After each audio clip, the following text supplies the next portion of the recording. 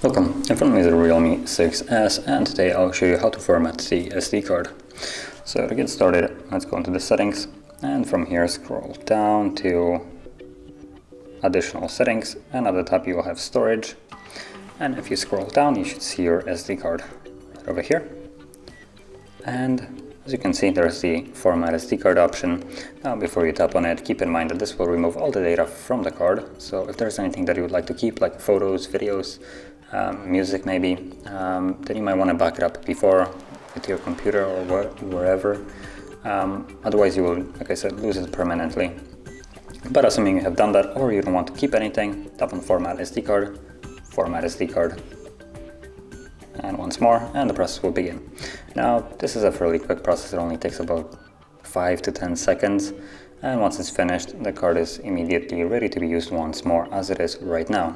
Tap on OK, and you're done. And if you found this video helpful, don't forget to hit like, subscribe, and thanks for watching.